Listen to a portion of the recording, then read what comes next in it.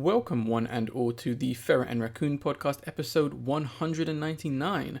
I am your one and only host for this podcast, the Angry Raccoon, bringing you the last podcast of August 2022. And as I've said for maybe the good part of this year, it's been an interesting and rough kind of 2 weeks in the world. A couple of things worth highlighting, mainly the fact that over here in England, things are getting quite tense in terms of how it's kind of hard to explain because I think a lot of it is very intentionally confusing for the most part. Essentially, this country is entering some kind of recession with prices and bills going up, and that has caused a lot of upset, a lot of worry, and yeah, people are just kind of going a bit nuts over here. In case you wanted some perspective, if you are overseas or whatever, and if you are from overseas, hi, thanks for listening to the podcast. And also a massive, I was about to say dumpster fire, but it's more of a disappointment in my opinion.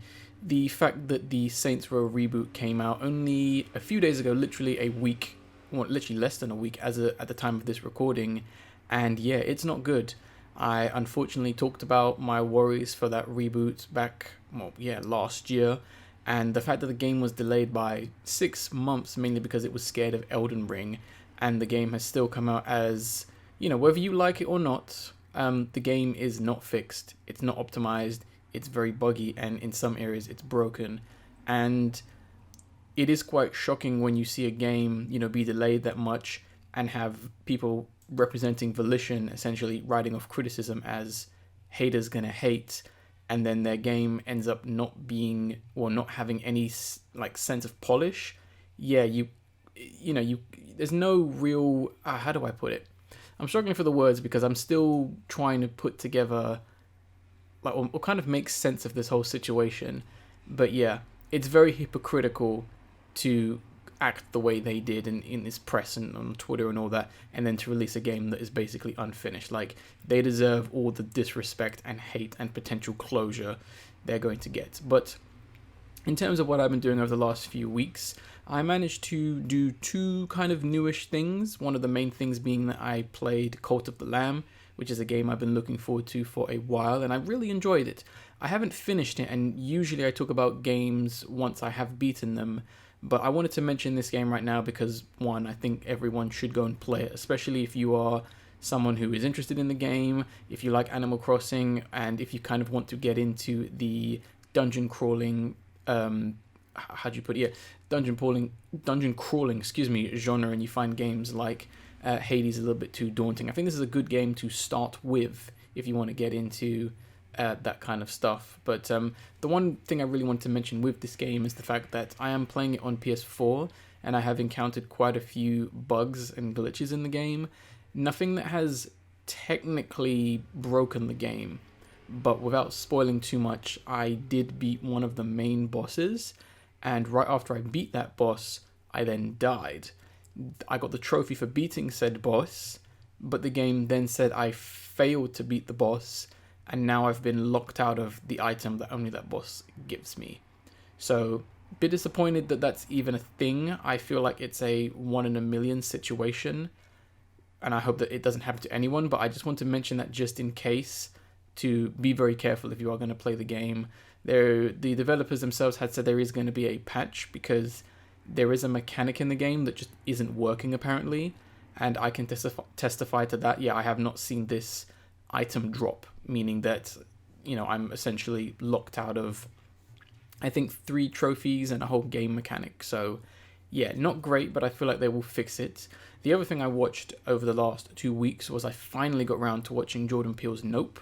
This is his 3rd film, and yeah, it's pretty good, as expected. It's an interesting film. I don't want to spoil anything. I'd really highly recommend everyone going to watch it, especially if you like his previous films, you like what he's about, you like the cast, and I guess horror films. But yeah, it was an amazing film in a lot of ways, and it's also a very refreshing film. The trailers don't really give anything away, at least not the first initial trailer that we talked about on the podcast. I know other trailers kind of ruin things, but having watched those second trailers, not much is really spoiled to some extent. But I'd highly recommend watching it. I definitely think it's up there in terms of one of the more interesting and discussion-worthy films to come out this year. So high praise from me. But let's actually move on to things we have to talk about for this podcast. And this one is going to be an odd one for the most part, and I'll explain why towards the end of the episode itself. But we're mainly going to be talking about trailers from Gamescom, which happened over the last few weeks, and it kind of caught me off guard. I kind of just assumed that game conventions were kind of done because E3 was such a nothing. It was like a weird mishmash of just trying to appeal to the wrong kinds of people and having live streamers on board, and just the games and how things were presented, it just felt weird for the most part. But let's actually talk about some things that were actually interesting from Gamescom. The first being Dead Island 2. Like, this was, I think, probably one of the biggest surprises right here, because I think we all thought that this game was dead, but ironically it came back from the dead after 8 years of literally hearing nothing about it, only having that initial CGI trailer come about. And I'm honestly liking the look of what this game is, both the CGI trailer and the brief snippets we saw of gameplay for the most part. It looks like dumb fun, and the developers seem to know that it's dumb fun. Like, they're not taking the game too seriously, and I think that's an interesting thing to discuss, because I think game developers take their games too seriously and they need to lighten up. Not every game needs to be a film or depressing or push a message, which is what a lot of games are doing, and it's why there's such a big pushback from so many people who play games, and why, although games today, are selling really well, critically and fan response wise, they're not doing as well when you really look at it. But, that's a discussion for another day. If this game is as enjoyable and as silly as it looks, we could have a winner on our hands in terms of, people actually liking this game, and it, once again, kind of being like a fresh take. And you do kind of see that. Like, the CGI trailer was perfect in my opinion.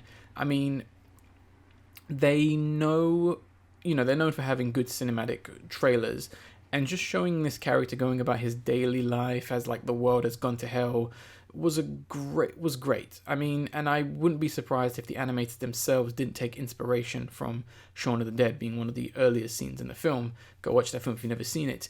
But seeing him like nonchalantly getting grabbed and like just shrugging off zombies was actually really refreshing to see. Like, the guy's strong enough to just, tackle them off. The zombies, aren't really that much of a threat. As it feels like this is some kind of like commentary or critique on like the zombie franchise or like the game itself. It's whatever. Zombies are nothing special now. And, to him,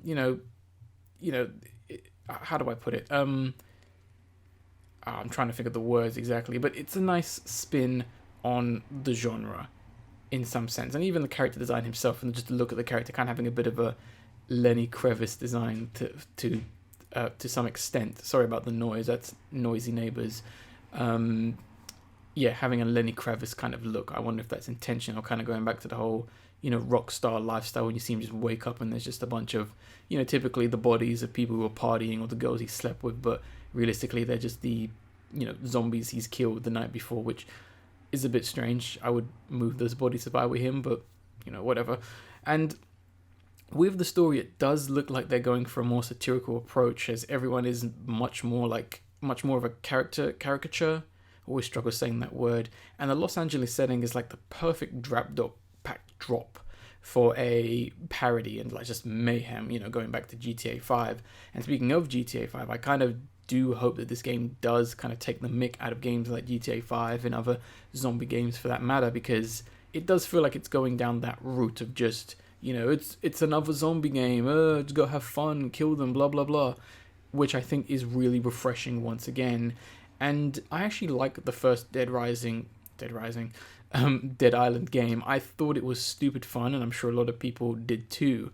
And looking at this game, I think it has potential. I don't know if the original game 8 years ago has been scrapped and they've basically made a new game. It's hard to say. I wouldn't be surprised if they taken inspiration from Dying Light 1 and 2.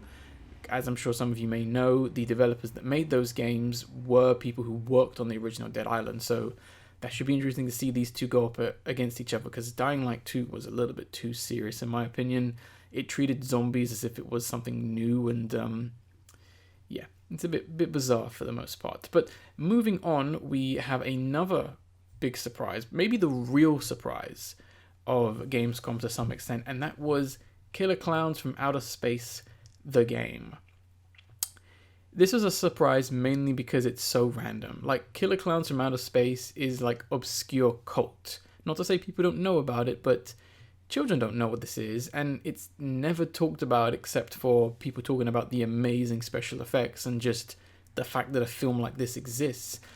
And I'm so curious to know how this game even got made, apart from the obvious being that the success, or apparent success, of Friday the 13th, the game. I mean, I guess that game did well to some extent, and also an exclusive director was working on this game that might have helped. So I guess whoever greenlit this idea was inspired by, Friday the 13th success, which is interesting because of all the big older school franchises or horror franchises, Friday the 13th is the one that I would imagine is probably the trickiest to make a game out of.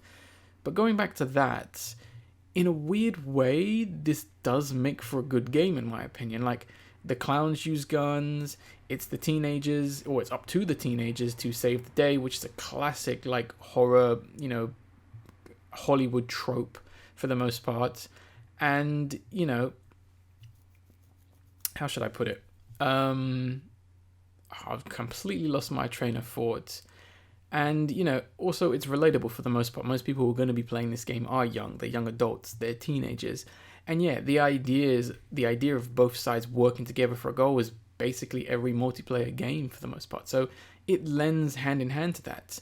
And recently we had the Evil Dead game came out, which was a little bit more, I guess, episodic to some extent. Like, it had pieces and sections that you played in case you didn't want to play the multiplayer, which is completely understandable.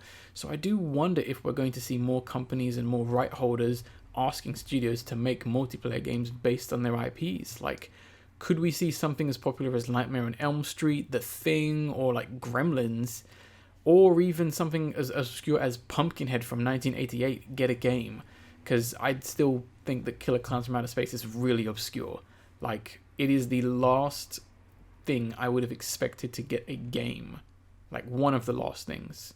But, if it's good, it's good. I'm looking forward to it. I can't wait to see what they do and hopefully expand on it, because they can't just have the same clowns that were featured in the film. They need to kind of have different classes, I would imagine, or different looks for them, which I think could be really interesting, especially if they have I think it's the Caruso brothers, who made the original film, if they have them kind of, lend their talents once again, or their designs, or maybe they'll put in something that was cut from the original film into this film. And you can kind of tell there is a nice bit of love for the original film, because they play the amazing theme song for the film, and also the shot where you actually see the clowns themselves is a reference to the original film, 1989, I believe it was.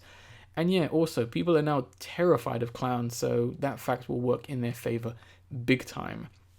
But moving on, we've got another trailer to talk about, another surprise for the most part, and that is going to be new tales from the Borderlands. This is a reveal trailer, no idea this was happening, and Borderlands refuses to slow down, as we have another game on the way. They just released the role-playing, I think it was Tiny Tina's Wonderland, and I think people enjoyed that for the most part. And I haven't played the original Tales from the Borderlands, because the game came out once I stopped caring about Telltale games and their poor business practices of saying yes to pretty much every project they were handed and, outsourcing the writing. But Gearbox themselves is making this game, which is both a good and bad thing, because they know their own source material, but their writing nowadays can be hit or miss. So we really will just have to see how this game goes. It does look great so far, but the one thing to keep in mind is that I do wonder if this is going to be a continuation from the previous game, as now that Telltale is dead, Gearbox now owns that game that they made. Are they going to start their own story with small references? Is it going to be a direct sequel? Who knows? Because we do see Reese, who was introduced in Tales from the Borderlands, and he does make an appearance in Borderlands 3, so obviously he's a canon character. So, this game does look pretty for the most part. Like, granted, most of the game will be cutscenes, I believe, so the presentation should be good and is important, but it's very colourful and it's keeping with the series' style, which is good. I'm glad that it doesn't look like it's a budget title or anything. It looks like they're treating this like a main game, which is good, because Borderlands needs that. And although some of the lines are a bit annoying coming from the characters, I think the characters themselves are likable. Like, they've kept that everyone's a little crazy element that is found in every Borderlands game, and that robotic character is like super cool. Like, Gearbox are extremely good at designing and writing robot characters for some reason. I don't know why.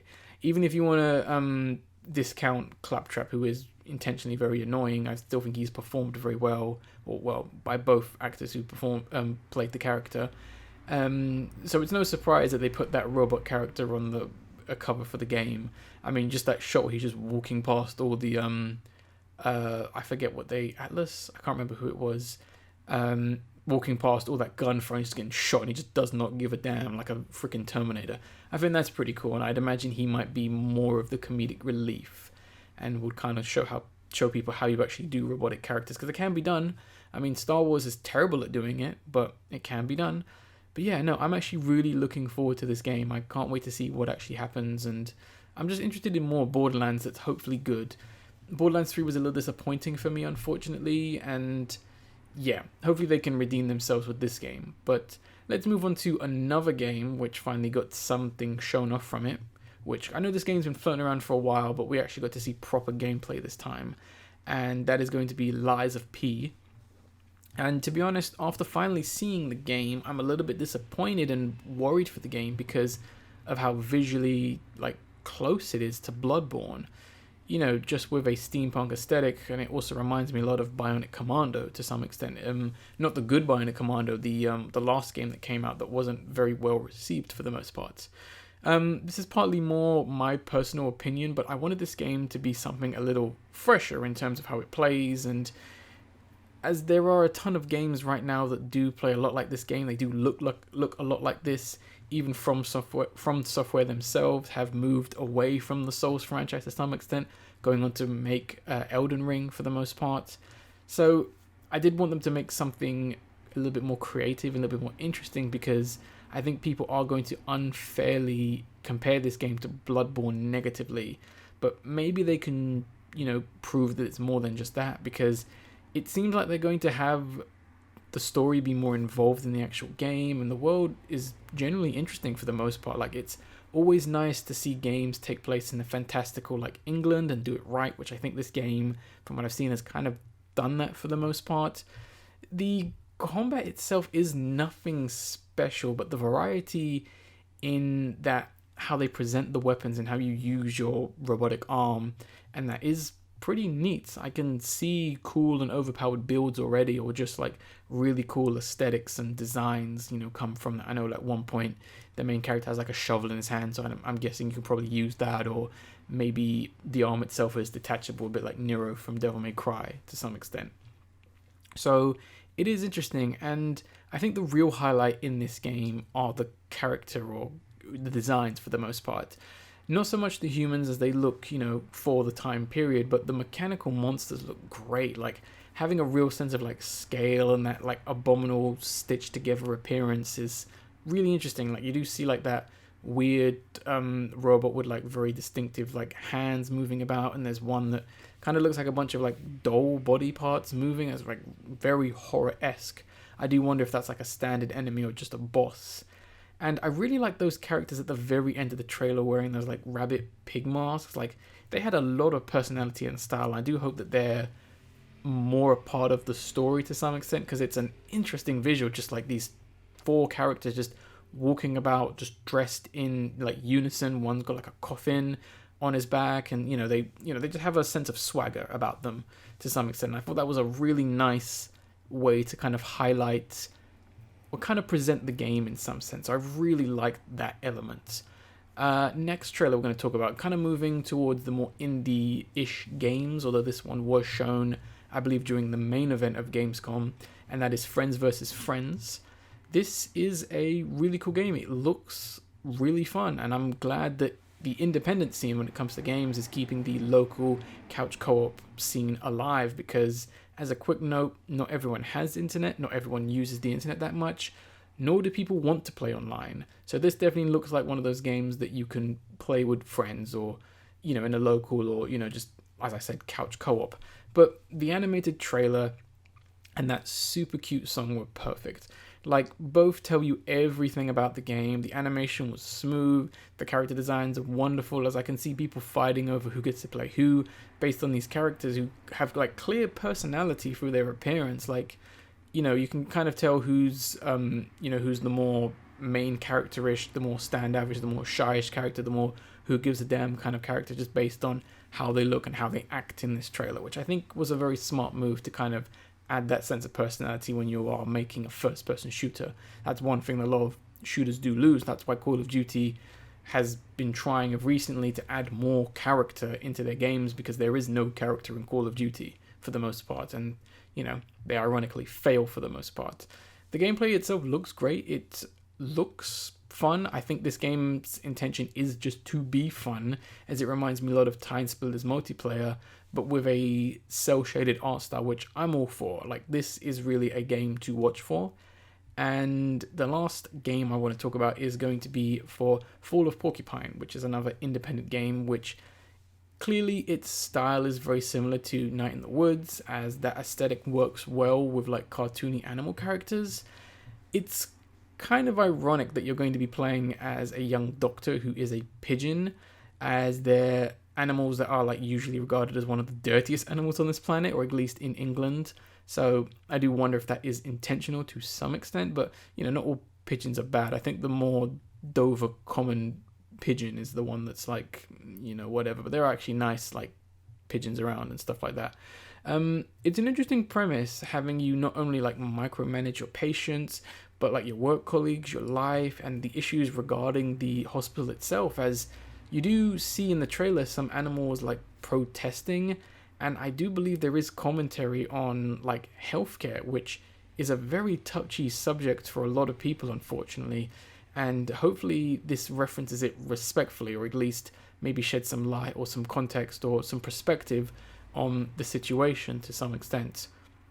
And the trailer also features someone straight up dying, so I do wonder how they're going to handle uncontrollable death, which is a ugly fact of being in a hospital or working in a hospital as a nurse or a doctor or whatever. So that should be interesting, because I'd imagine a mechanic of the game is probably speaking to the parents or whoever once someone has died. So yeah, it could tug at the feels, but we'll see how they handle that. And even within the trailer, you get a sense of other characters' personalities, right off the bat. Like, some are really supportive, while others, like that snow leopard lady, are like really harsh to you. Like, but that's accurate in certain industries for the most part. You do get people that are either just nasty, jealous, or they're being mean in order to, how should I put it, in order to kind of big you up and kind of actually have you progress and want to fight to stay here to some extent. Sometimes it's just bullying, and that stuff needs to stop. But yeah, there are people like that in the world, and I'm glad they've kind of put that in them. I'm glad it isn't just, oh look, it's the fun, happy hospital game. It's some sense of groundism in realization. In realism. I don't think groundism is a word. It's grounded in realization. Yeah, and it does seem like you're going to be able to build up relationship with these characters, which is cool. So maybe you can kind of turn the naysayers more to your side, or maybe they are lost causes, and maybe the game will reference and reflect the fact that, yeah, some people are just rotten to the core. But we'll see. This is a bit confusing, and I'm very interested in this. The dream nightmare-like scenes in the game are odd for the most part. Like, I wonder what is creating this, or what's happening in the story, as like at one point the hospital was flooded, and at some point I'm wondering if the place just straight up floods, because you do see the pigeon character goes up to a nurse and water is dripping on her. So I do wonder if that's resulted to it, or is this like some kind of metaphor for him like drowning in like everything he has to do to that some extent, because I imagine being a doctor is probably one of the most stressful jobs next to teacher to some extent. They are some of the worst, well not worst, some of the most stressful. But yeah, those are just a couple of handful of games that I really like the look of and really enjoyed for the most part. Hopefully they're all good, but we're going to move on to the discussion, and it's an interesting one because we're unfortunately referencing something we talked about last time. Me and Ace did on the previous podcast discuss the changes regarding HBO Max, where two big discussing points that we did mention were the cancellation of the Batgirl film and the Scoob Holiday Haunt film, which were both, I don't know about the Batgirl film, but I know that the Scoob film, or special more accurately, was near complete and it was cancelled. And we both agreed that this was confusing and was both a confusing and stupid decision for the company to make, but literally days after news broke, things got worse regarding HBO Max and Warner Brothers Discovery. Now, both these companies, or this entity, essentially out of the blue, with no warning, just started pulling series off the platform. The biggest target was animation, unfortunately, which was something I feared and mentioned on that discussion. A total of 25 animated series, and I think maybe more, some being Cartoon Network shows and others being HBO Max originals, have been taken off the service. Some of the series in this list were things like Close Enough, created by J.D. Quintel, who previously made a regular show, Infinity Train, which was one of their most popular shows. Ask anyone if they've seen Infinity Train, they'll say it's fantastic. Meow Meow, Heroes of Pure Heart, really good show. Mighty Midge Sword, OKKO, Let's Be Heroes, Summer Camp Island, and Uncle Grandpa, all gone. Now, the situation got even worse when people realized that series like Infinity Train, which has unfortunately suffered the worst fate, has had its existence removed from the Cartoon Network website and the official YouTube channel. Like, at the time of recording, you cannot watch the pilot for Infinity Train that was previously on the YouTube channel. All the videos have been privated or whatever, and a lot of the mention of this show is just gone. Like, even Infinity Train, and the real kicker as well is that you can't legally watch this series and others as well. Like I said, at the time of the recording, shows like Summer Camp Island can be bought in places like Amazon and iTunes, which is good, but not Infinity Train, which is just bizarre. It feels like they have a weird vendetta. The series creator Owen Dennis had previously stated on his Twitter that it's a show that can only be viewed legally. Summer Camp Island's creator Julia Pott stated that, and this is a quote direct from her Twitter, so I'm sorry if I butcher how she says it or the intent of what she meant by it, but on her Twitter regarding the situation, she said, we worked for 5 years to make 100 episodes of animation. We worked late into the night. We let ourselves go. We were a family of hard-working artists who wanted to make something beautiful, and HBO Max just pulled them all like they were nothing. Animation is not nothing. And she also later added regarding to this post, and we all worked through the pandemic to make 20 linear episodes that are our most beautiful yet, and I cannot wait for you to see them. You will see them. I will not rest. So strong words from her. You also had people like Alan Jones Quincy, who was the creator of, or Quintley, who was the creator of OKKO Let's Be Heroes, who has called this situation the lost media generation of cartoons. So a lot of creators and a lot of people who have been directly affected by this situation have spoken out about this because, it has been one of those situations just out of the blue. And at the time of the recording as well, I can't legally buy some of these shows. I can't buy the DVDs, I can't buy them on Amazon, I can't buy them on iTunes. Not in this country, at least. And obviously, people who maybe don't know as much as me, they're not aware of like a VPN or just simply getting another account in another country and that kind of stuff. That's something that I can do, but obviously implications in terms of rights and other things, because I'm sure Amazon and iTunes might have something that might prevent such a transaction. So it's very tricky for someone who doesn't have access to legally get access to these shows for the most part. But who knows how long it will be until these shows that are still available, get cut, much like Infinity Train was. Because Infinity Train was and is to some extent still available on iTunes and places, just not in this country, which is not great. And I would say, if there is no way for you to buy or watch these shows, then download them, because preservation and people's work should not be lost and tossed aside like this. But at the same time, if you can buy these shows, please buy these shows, as a lot of these shows are now ranking pretty high on places like Amazon and iTunes, which brings attention to these shows. It brings attention to what's happening to these animated shows. It brings attention to the creators and their work, and the importance of media preservation. Obviously, HBO Max / Discovery may not take note of the fact that people are downloading this product. They may just be going, oh, look, we made money. But at the same time, media outlets and other people not in the know will make note of this.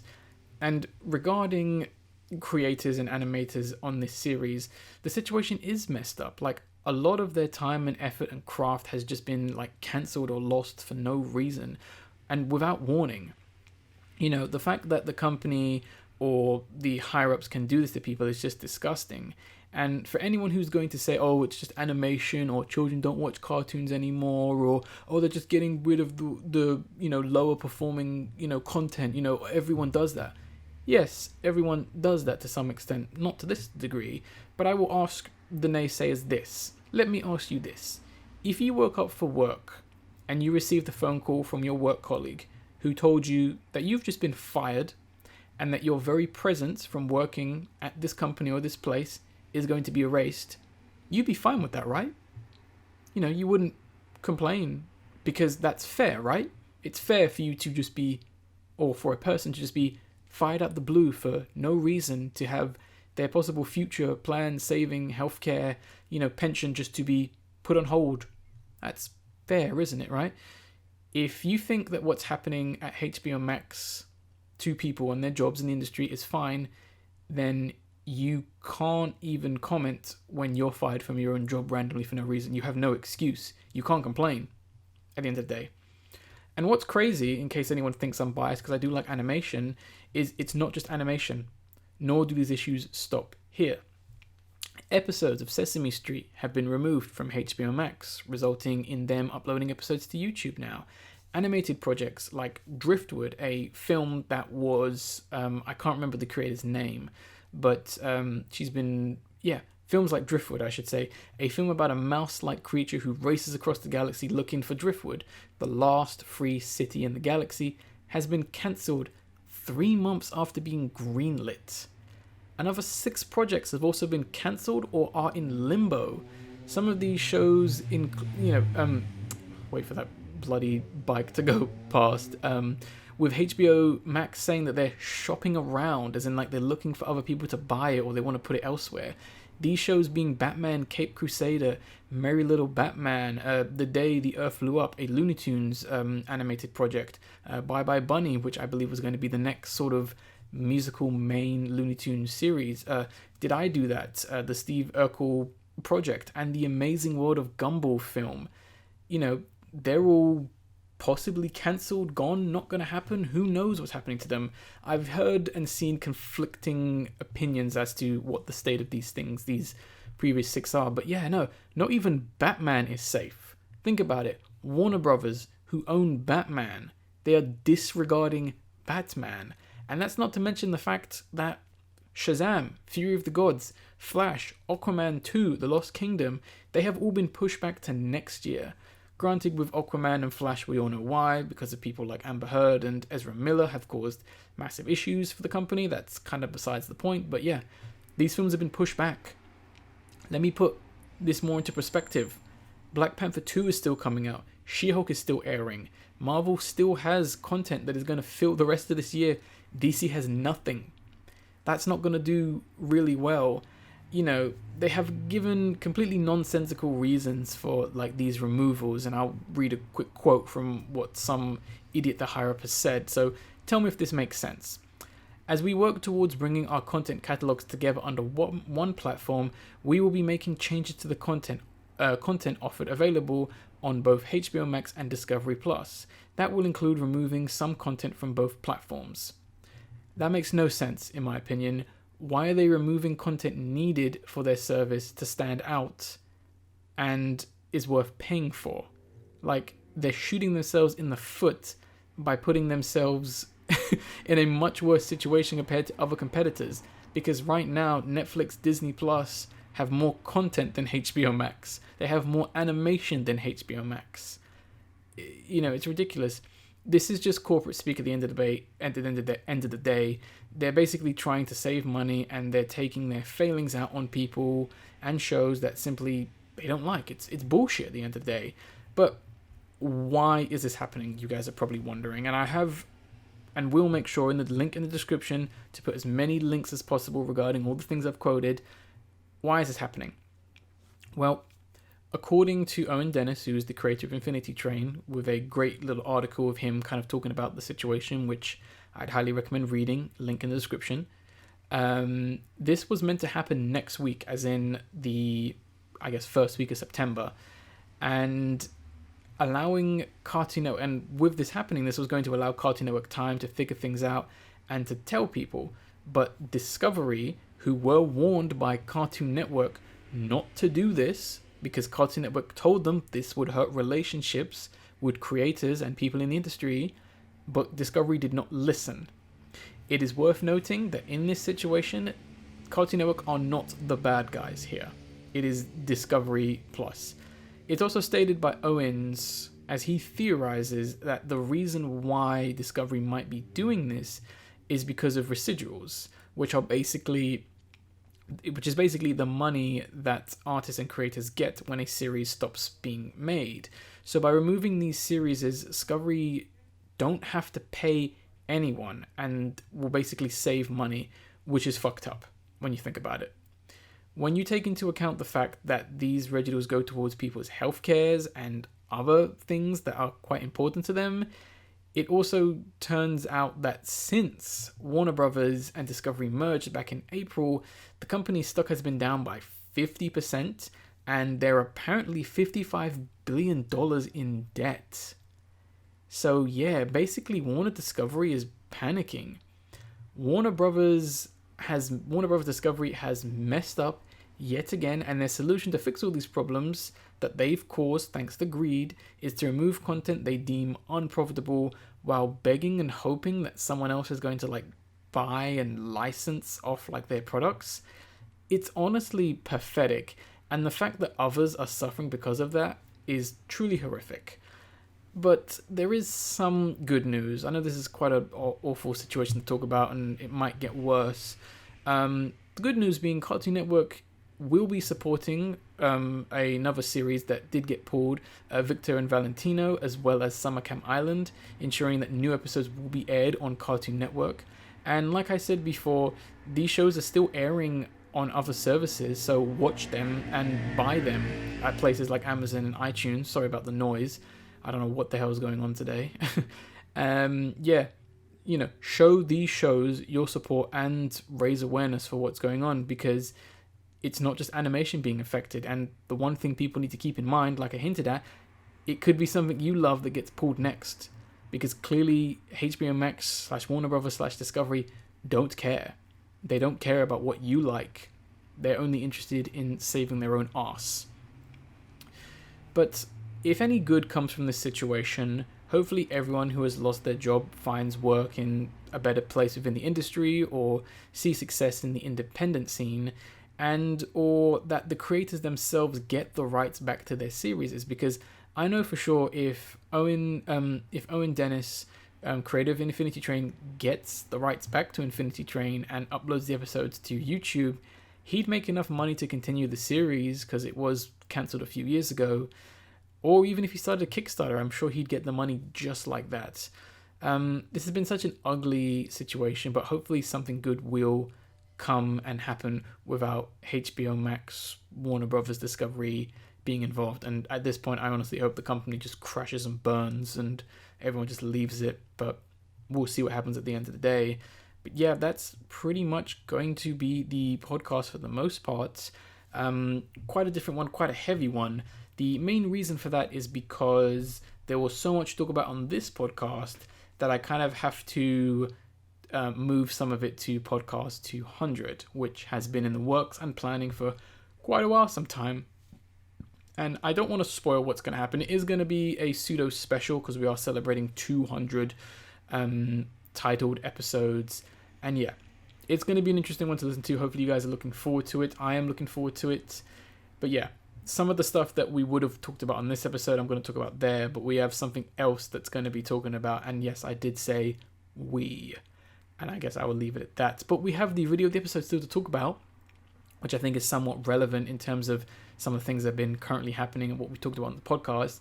And that is going to be MIA with Popular. A very interesting and, like I said, relevant, even more so relevant video given what recently just happened in the music industry with the artificial rapper that came out and got cancelled straight away.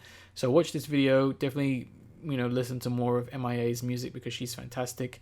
And yeah, I guess I will end this podcast like I always do by saying I was the Angry Raccoon, and I will see you on the next podcast, which is going to be episode 200. So look forward to that, and thank you guys. I will see you then.